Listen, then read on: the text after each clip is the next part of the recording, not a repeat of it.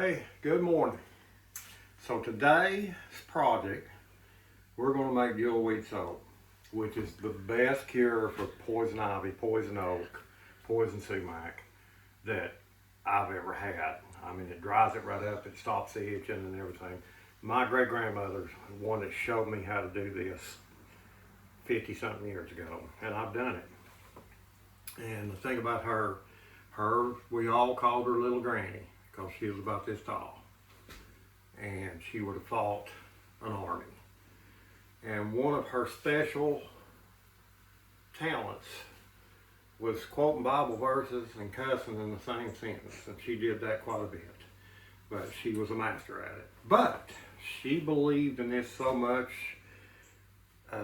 If she had had to have heart surgery, she'd have first put jewelweed plant juice on it. Because she believed in it. It cured everything. And it is good for burns, sunburns. It's good for, obviously, poison oak and all that. Any bug bites, anything that itches. And it really takes it away. Now, here is the actual jewel weed.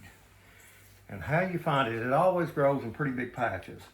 It'll always have nodules on the bottom of it. And the bigger the plant is, the bigger the nodule. Okay, see the red and green nodule right there? That is how you tell it. You can look at the leaves, it grows in patches. That's all juice right in there and stuff. And so if you just straight with the plant, if you had something right in here and you just rubbed it on it, it's gonna work. But soap, you can keep it, you can store it. And so I always make a pretty big batch of it. And I about sold all that I made.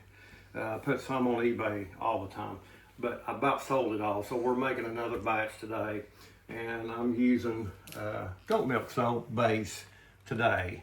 As you can see, I paid $30 for that 5-pound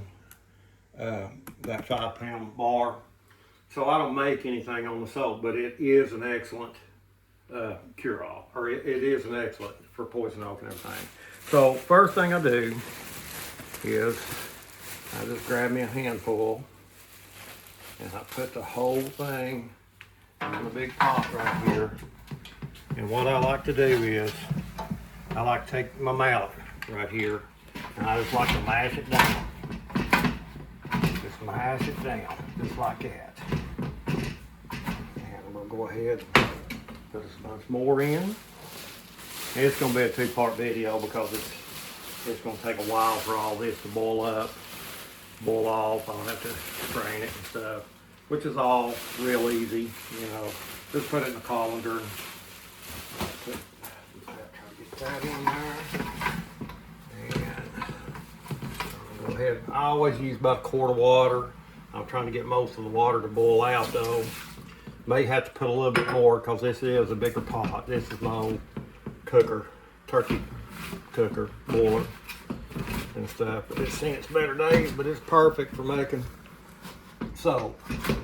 So we're just gonna do that right there. Get a little more in here.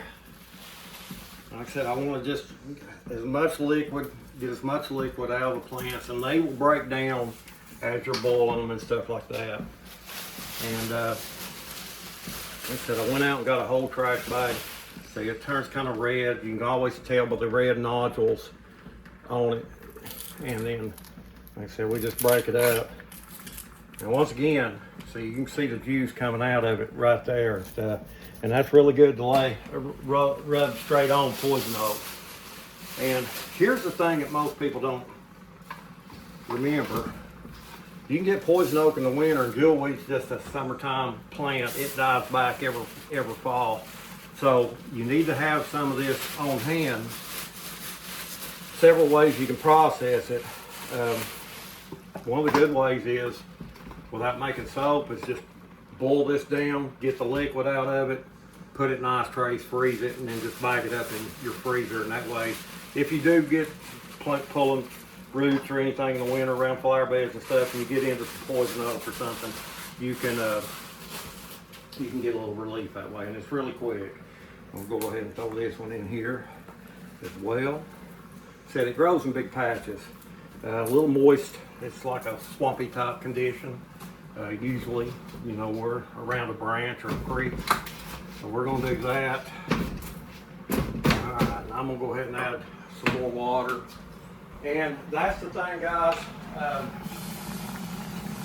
We want all that to boil down. It's gonna take a while. And so I'm gonna have probably a pint of liquid on the finished product. But we're gonna let all that boil down. I'm gonna keep mashing it up. I will, like I said, separate all the plant stock and everything. And then we'll start melting our salt base down. And we will have, I'll probably use half of it for this. And we'll have, you know, 8 or 10 bars of soap. But check us on the second part. And there's gonna be a link in this. We're gonna try to put a link in it to the eBay shop, and anybody that wants a bar, we'll be happy to send it out to you. Thank you guys, appreciate it.